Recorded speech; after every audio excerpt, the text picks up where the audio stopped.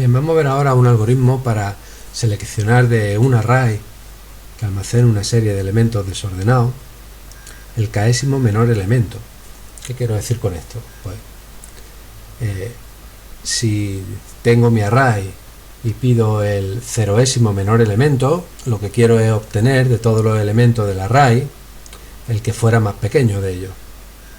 Pero si pido el unoésimo menor elemento, lo que quiero obtener es de todos los elementos que hay en el array el siguiente menor, no el menor, pero el segundo menor. Y si pido el segundoésimo menor elemento, pues quiero obtener de todos los elementos del array el tercero menor, y así sucesivamente. A la hora de resolver este problema, podríamos aplicar la siguiente idea. Si a mí me dan un array desordenado como este, aplicando algún algoritmo de ordenación de los que hemos estudiado, puedo ordenar los elementos y una vez que estén ordenados, pues el que esté en la casilla 0 será el ceroésimo menor, el que esté en la casilla 1 el unoésimo menor, etc. Esa solución sería correcta, pero no es muy eficiente, porque realmente si lo único que pretendemos es obtener cierto késimo elemento del array, no es necesario ordenar por completo todos los elementos de este. Si lo hacemos, estamos haciendo trabajo de más, y si hacemos trabajo de más, al final el ordenador necesitará tiempo de más para resolver el problema. Vamos a estudiar aquí un algoritmo que propuso el profesor Hoare. El profesor Hoare, recordar que es el que propuso el algoritmo de ordenación rápida, Quicksort. El profesor Hoare propuso un algoritmo para resolver el problema de encontrar el késimo menor elemento de una colección de valores que se conoce como el algoritmo QuickSelect. El algoritmo QuickSelect tiene una componente, que es la componente de partición, que es idéntica a la componente de partición que hemos estudiado en el algoritmo de ordenación rápida. Bien, recordar que cuando hablábamos de la partición en el algoritmo de ordenación rápida, hablábamos de un proceso en el cual de todos los elementos del array íbamos a seleccionar uno de ellos y lo íbamos a llamar el pivot. En nuestra implementación lo que cogíamos para el pivot era el elemento central, y ahora lo que pretendíamos era reorganizar los elementos en el array de forma que aquellos elementos que sean menores o iguales al pivot queden en la parte izquierda del array y aquellos elementos que sean estrictamente mayores al pivot queden en la derecha. Ese era el algoritmo de partición. Para implementar el algoritmo de partición, recordar entonces que lo primero que hacíamos era ver quién era el elemento que se encontraba en la posición central del array, 6, y ese era nuestro pivot. Una vez que teníamos el pivot determinado, íbamos a mover el pivot al extremo derecho del array para que no molestara, es decir, este valor, el 6, lo quitamos de aquí y lo ponemos al final, y el elemento que estaba al final lo ponemos donde estaba el pivot, es decir, realmente intercambiamos el pivot y el extremo derecho del array, y ahora mediante un bucle íbamos a ir procesando de izquierda a derecha los restantes elementos del array, todos salvo el pivot.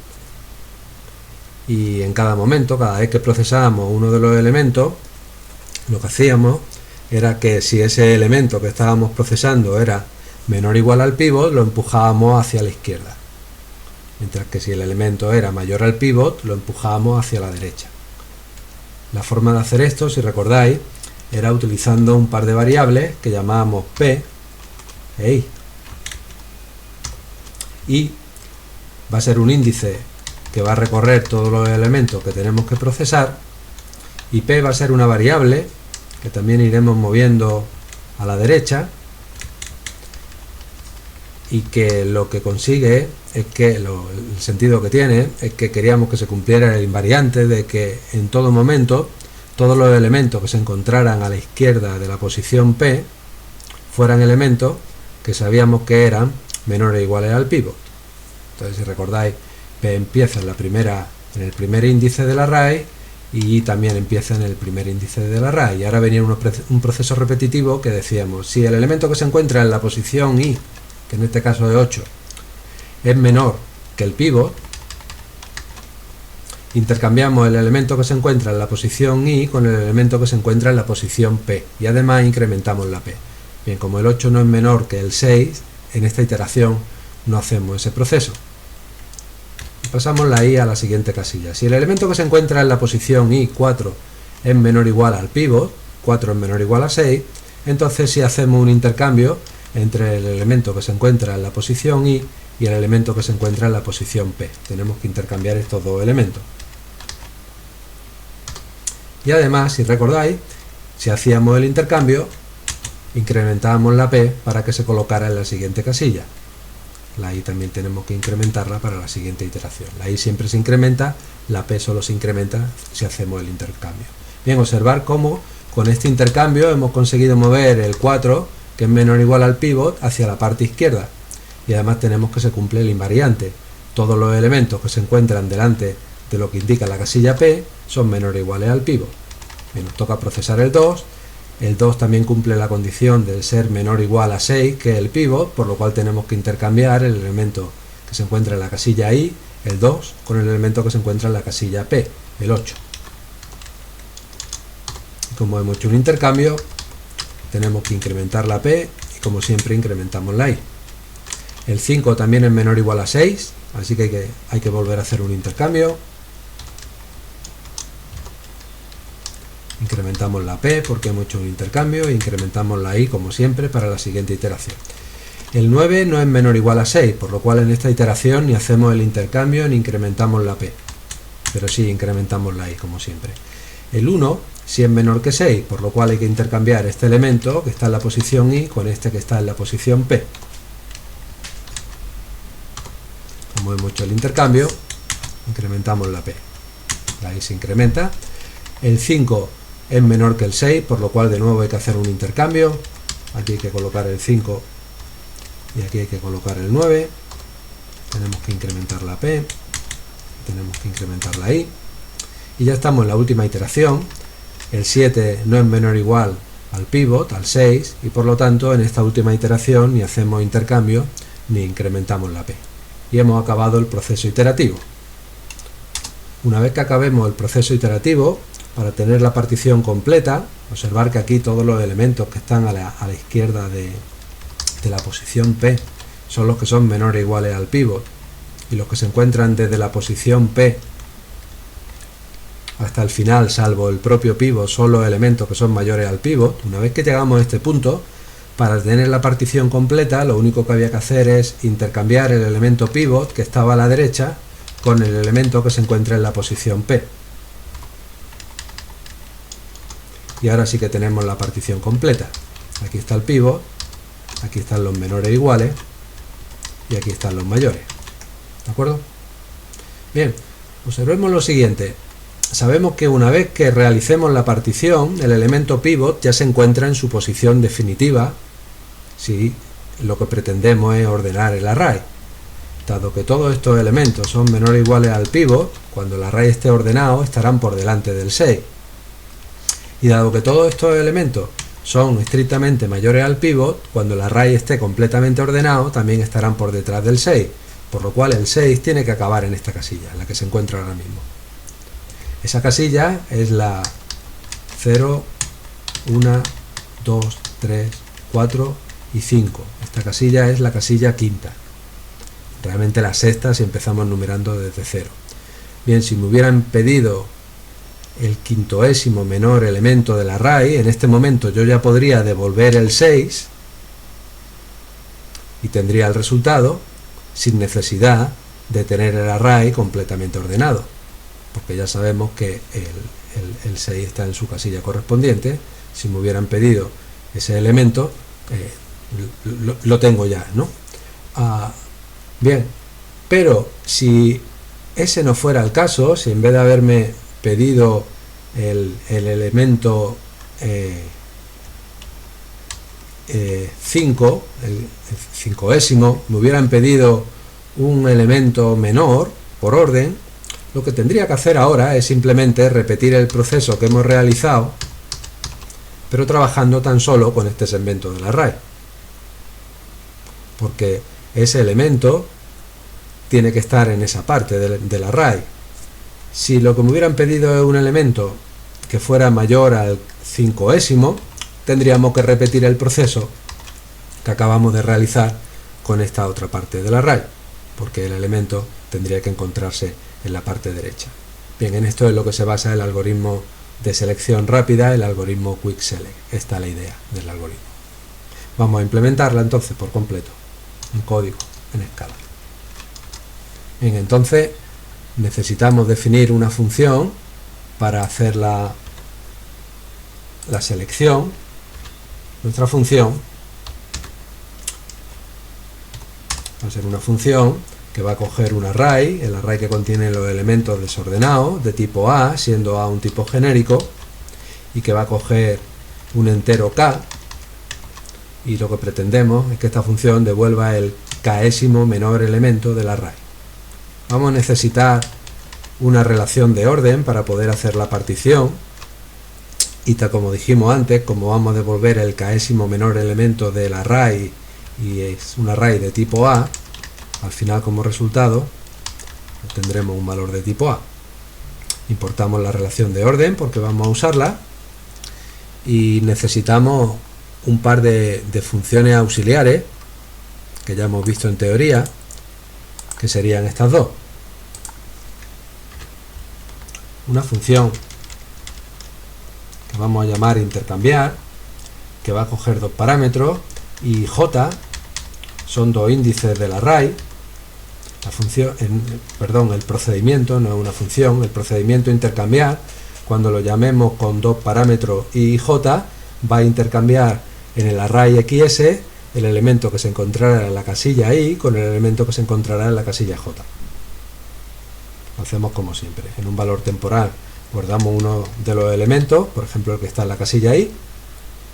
Ahora en la casilla i podemos meter el que estaba en la casilla j, y por último en la casilla j podemos meter el temporal, que era el que originalmente estaba en la casilla i. Y también necesitamos el algoritmo de partición que vimos en teoría. Lo tenemos aquí. El algoritmo de partición va a realizar la partición del segmento del array, que va desde la casilla izquierda incluida hasta la casilla derecha incluida. Esos son los dos parámetros. Cuando el algoritmo realice la partición, además de mover los elementos menores o iguales al pívot en ese segmento a la parte izquierda y los elementos mayores a la parte derecha, me devolverá un entero que me indicará dónde ha quedado el pívot. Entonces, calculamos el punto central del segmento que estamos considerando. El elemento que se encuentre en ese punto central va a ser el pívot. Movemos el elemento que está en la posición central, es decir, el pívot, al extremo derecho del array mediante un intercambio para que no moleste. Y ahora, empezando la variable p en el extremo izquierdo y con un bucle que va a mover la variable i desde el primer elemento del extremo hasta el último, sin considerar el pívot, por eso utilizo un until. Si el elemento que está en la posición que estamos procesando es menor o igual al pívot, intercambiamos el elemento que está en la posición p con el elemento i e incrementamos p.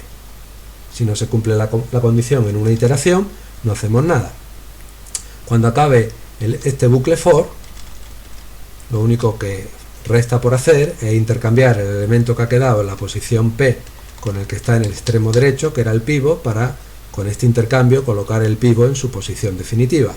Por último, nuestra función devuelve como argumento p, que es la posición en la cual ha quedado el pívot. Bueno, ya casi tenemos el algoritmo de selección completo. Para implementar el algoritmo de selección vamos a hacerlo de forma recursiva primero, y entonces vamos a definir una variable auxiliar que va a coger dos parámetros, una función auxiliar que va a coger dos parámetros, el extremo izquierdo y el extremo derecho del segmento que estemos procesando, y dentro del cual sabemos que estará el késimo elemento que estamos buscando, el késimo menor, y esta función va a hacer lo siguiente.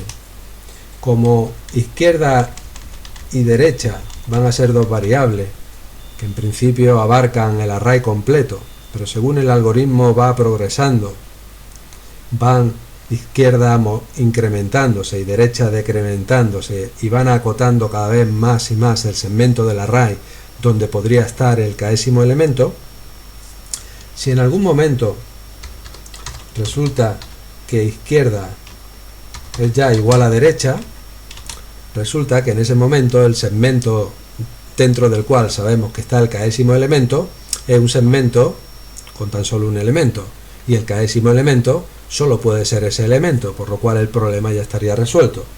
Devolvemos del array el elemento que está en la posición izquierda o derecha, da igual, y sabemos que ese es el késimo. En otro caso, es decir, si izquierdo y derecho me definen un segmento del array que tiene más de un elemento, tenemos que aplicar el algoritmo de partición a ese segmento.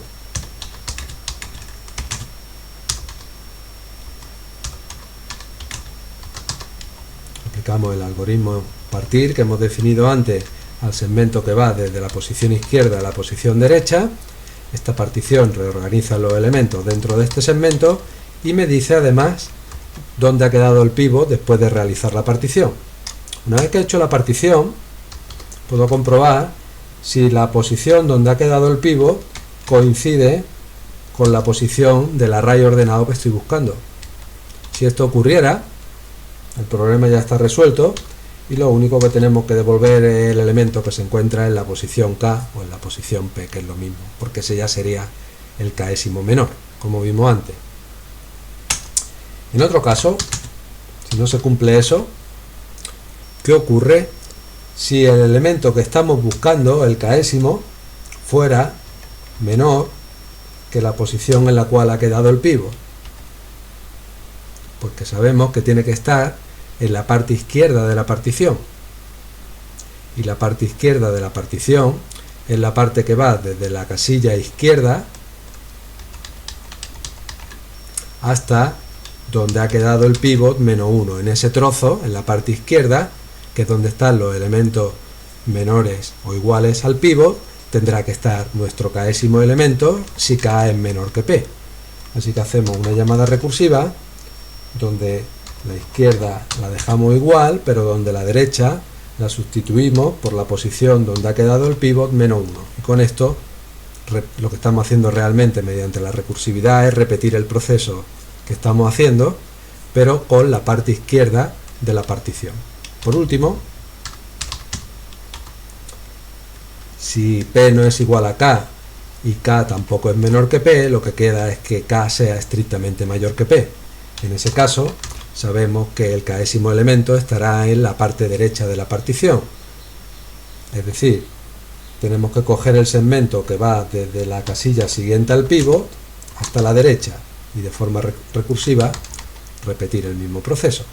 Y con esto hemos acabado de definir nuestra función auxiliar, que es capaz de localizar el késimo elemento si sabemos que ese késimo elemento se encuentra entre estas dos casillas. Para desencadenar todo el proceso recursivo que resuelva el problema, lo único que tenemos que hacer es una llamada inicial a la función auxiliar recursiva, donde en principio, cuando empecemos la búsqueda del késimo elemento, como extremo izquierdo de la búsqueda cogemos la primera casilla del array y como extremo derecho de la búsqueda cogemos la última casilla del array, que recordad que es la longitud menos 1. Al llamar a esta función desencadenamos el proceso recursivo. La función recursiva en algún momento para devolviendo el elemento que estábamos buscando. Lo que devuelve esta función es lo que queremos devolver en nuestro algoritmo de selección. El algoritmo de selección que estamos definiendo acabará devolviendo el resultado de esta llamada recursiva. No estaría de más, antes de desencadenar el proceso recursivo, comprobar mediante un require que la K que nos han pasado aquí arriba como segundo parámetro es una K válida. Observar que si yo tengo un array con n elementos, pues puedo obtener el 0º elemento, el 1º elemento y el último elemento que puedo obtener sería el k-1º elemento. Así que una condición que podríamos comprobar aquí antes de invocar el proceso recursivo es que la k que me hayan dado tiene que ser mayor o igual a 0, perdón. Es decir, como mucho me pueden pedir el elemento menor si los pusiéramos en orden. Y por el otro extremo, la k que me han dado tiene que ser estrictamente menor que la longitud del array. Si no se cumple esta condición, podemos decir que la k dada no tiene sentido. Tenemos un error porque la k que me han pasado no tendría sentido. Bien, una vez que tenemos la función de selección completamente definida, y aquí teníamos un array de prueba, vamos a probarla. Supongamos, me voy a traer el array abajo para que lo tengamos visible.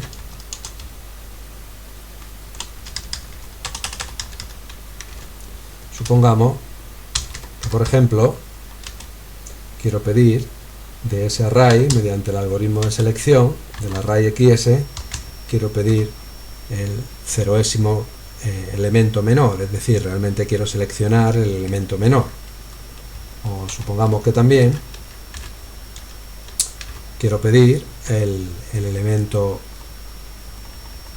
no el 1º, que sería el segundo menor, sino el 2º, que sería realmente el tercero menor.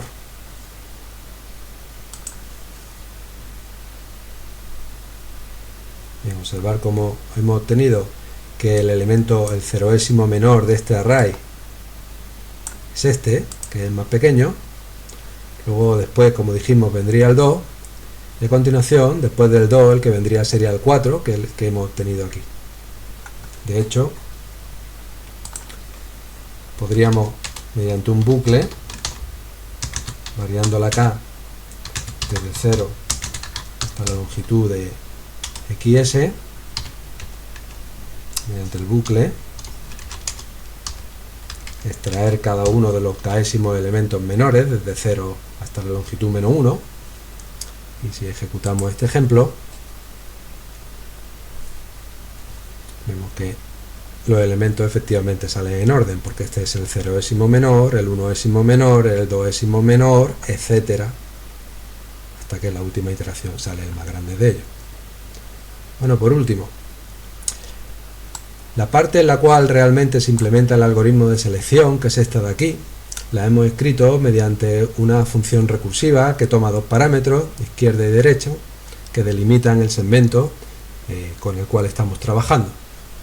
Este mismo proceso que aquí hemos implementado de forma recursiva, lo podríamos también implementar en nuestro programa de una forma iterativa. Es decir, en vez de tener esta función, podríamos realizar todo el proceso que ella realiza usando un bucle, y podríamos hacerlo de la siguiente forma.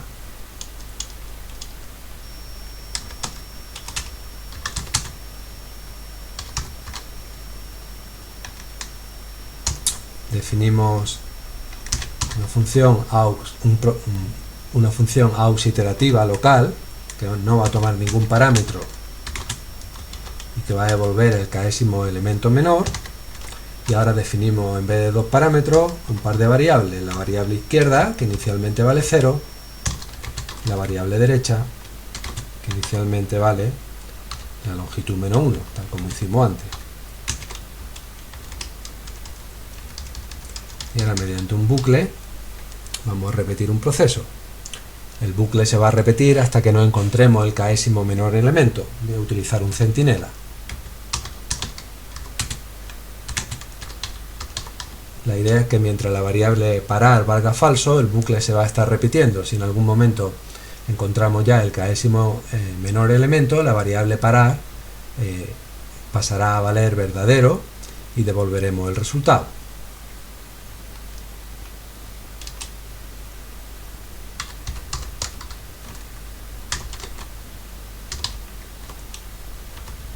Entonces decimos, mientras la variable parar sea falsa, si resulta que izquierdo es igual a derecho, es porque estamos analizando un segmento que consta de un único elemento, y entonces tenemos ya localizado el késimo elemento menor, que sería el elemento que se encuentre en la casilla izquierda o en la casilla derecha. Vamos a meter aquí una variable para almacenar el resultado. La idea va a ser que esta variable tiene tipo option A y en principio guarda un none mientras no hayamos encontrado el resultado, pero en el momento en el cual encontremos el resultado, en vez de guardar un none, va a guardar un sum, que además el resultado, el késimo elemento menor, que en este caso sería xs izquierdo o derecho. Observar que cuando pase esto, cambiaríamos el centinela, que pasaría a ser true, para que la siguiente iteración del algoritmo, el bucle ya se parara. Si no ocurre que izquierdo es igual a derecho, pues entonces hacemos el proceso que hicimos antes. Hacemos la partición desde la parte izquierda a la parte derecha, y ahora vemos si la posición donde ha quedado el bucle coincide con la posición que estábamos buscando. Si eso fuera el caso, de nuevo tenemos el resultado definido, estaría en la posición P o en la posición K, y de nuevo también aquí vamos a cambiar el centinela, porque si ocurre esto también queremos parar el bucle. Sin embargo, si lo que resulta es que la K que estamos buscando es menor a la posición donde está el pivot, para la siguiente iteración, y no queremos parar el bucle, aquí no vamos a cambiar el centinela, lo que queremos, si recordáis, era quedarnos con la mitad izquierda del segmento que estábamos examinando. Para quedarnos con la mitad izquierda, lo que vamos a hacer es dejar la izquierda donde estaba, pero la derecha vamos a colocarla en la posición central -1. Bueno, la posición, perdón, del pivot -1. Y por último, este sería el caso en el cual la K es estrictamente mayor a P, lo que tenemos que hacer es, en vez de quedarnos con la mitad izquierda del array, quedarnos con la mitad derecha. Para quedarnos con la mitad derecha, lo que cambiamos es la variable izquierda, que la colocamos en la posición del pivot -1. Entonces, observar que este bucle se está repitiendo, mientras que parar valga falso. Cuando ocurra esto, donde cambiamos parar a verdadero, o cuando ocurra esto, donde cambiamos parar a verdadero, en cualquiera de los dos casos, devolveremos el elemento, pararemos el bucle y podremos devolver el elemento que corresponda. Aquí hay una errata, aquí el elemento que tenemos que devolver, lo que queremos devolver no es el índice, sino el elemento que se encuentra en esa casilla.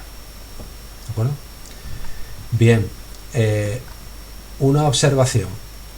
Fijaros que en principio el resultado vale none y que cuando encuentro una solución pasa a ser un sum. Por lo cual, realmente puedo prescindir del centinela y puedo utilizar el propio contenido de la variable resultado como centinela. La idea es que yo quiero seguir repitiendo el bucle mientras que en resultado tengamos un none. En cuanto en resultado tenga un sum, quiero parar al bucle, por lo cual la condición podríamos expresarla de esta forma. Mientras que el resultado esté vacío, recordar que para un tipo option, aplicando el método isenti, lo que comprobamos realmente es si la variable correspondiente almacena un none, mientras que el resultado almacene un none, iteramos este proceso. Observar también que cuando acabe este bucle tendremos el resultado que queremos devolver, el elemento que queremos devolver, almacenado en esta variable, y en principio eso es lo que tendríamos que devolver al final de la función, pero si intento devolverla directamente, la variable resultado, tengo un problema y es que los tipos no cuadran. Esta función lo que quiero que devuelva es el késimo elemento menor, que tiene tipo A, y la variable resultado tiene tipo option de A. Bueno, una opción es aplicarle a la variable resultado el método get. Recordar que el método get, si actúa sobre una variable de tipo option A, extrae el valor que tenga en el interior en caso de que sea un sum y me acaba devolviendo un resultado de tipo A, que es lo que necesito. En este caso tengo seguro que el resultado va a almacenar un valor de tipo sum. ¿Por qué? Por el invariante del bucle. El invariante del bucle dice que el bucle se está repitiendo mientras que el resultado tenga un AND, por lo cual si he salido del bucle justo a continuación es porque el resultado tiene un sum. Si el resultado tiene un sum, no hay ningún problema con aplicarle la operación get. Entonces ahora lo único que tendríamos que hacer, si queremos la solución iterativa con bucle en vez de la solución recursiva que vimos antes, es, en vez de llamar aquí a la función recursiva, llamar aquí a la función iterativa, y el resultado que devuelva la función iterativa será la que acabaremos devolviendo como resultado de nuestra función de selección. ¿De acuerdo? Hemos visto entonces un modo de resolver el problema utilizando recursividad y parámetros que van cambiando en cada llamada recursiva, y otra forma equivalente de resolver el mismo problema sin utilizar recursividad ni parámetros y utilizando variables, dos variables para los dos extremos del segmento y una tercera variable para detectar si ya tenemos el resultado y en caso de tenerlo para almacenarlo.